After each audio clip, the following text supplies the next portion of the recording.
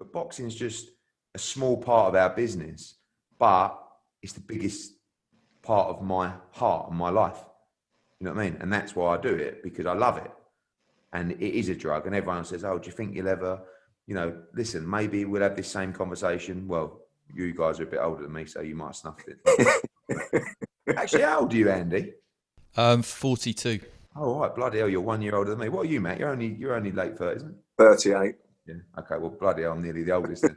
I was saying we might have to be having this conversation at 88. Oh, I'm still going. But I don't. I don't know. I think we will be. I think that once you're in boxing and once you've been bitten by that bug, unless something unforeseen happens, you're probably going to stay in it, and not just surviving, hanging in there, winding up companies like you said, but because I know that's not your mentality, so I don't think you're quite positive. You don't get dragged in with negativity, where some of the, Frank Warren, his power is also his poison. Well, but I think the bitterness, I don't want to be like that, Matt. That's my fear. That's probably my biggest fear. And not just Frank, but like Bob. And like, they're so bitter. And it's not even their fault. Boxing's done that to them. Do you know what I mean? And whether you like them or not, unfortunately, being in the business that long and experiencing fighters leaving, when you feel like you've done everything for them, or someone screwing you on a deal, or, like you say, winding a business up, whatever. I just don't think you can be that happy-go-lucky guy that's just all, because you're always expecting a disaster.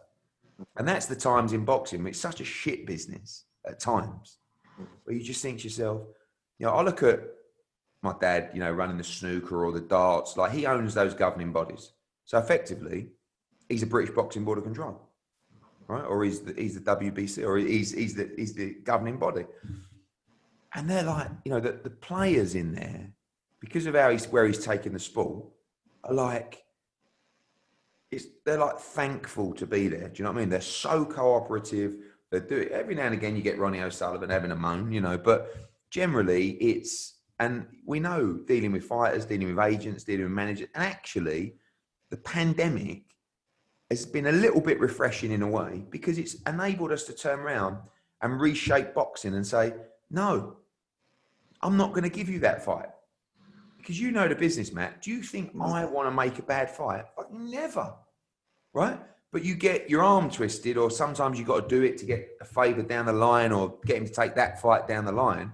And you have to put him in a fight, just like Brian Peters would have done for you, or someone would have done for you at the time, where you had a load of shit fights in between your massive ones at the end, because it was a little sweetener, wasn't it? All right, you can fight Golovkin, but I'll give you this fight after if you lose, or beforehand, I'll give you this warm up. But those fights are only good for you, right? They're not good for the fans or me. So there's the balance, but the pandemic has given me an excuse. But I think you've got to understand the wider landscape of the business of boxing, that from a fan's point of view, from a network's point of view, they want 50-50 fight week after week after week. But that's not necessarily what's best for the development of that fighter. And obviously everyone's got their points of view. So you've got the network, they just want 50-50 fights. The promoters just want 50-50 fights. But the manager, he's got to build and develop his fighter at the right pace and the right time.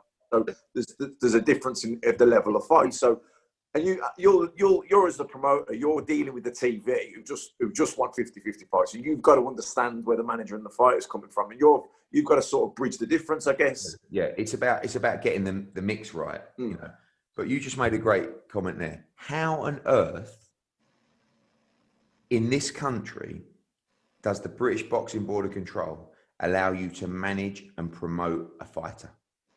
Oh, I know, it's completely. You just gave. I mean, and it's illegal in America. Yeah. Right? Yeah. Exactly.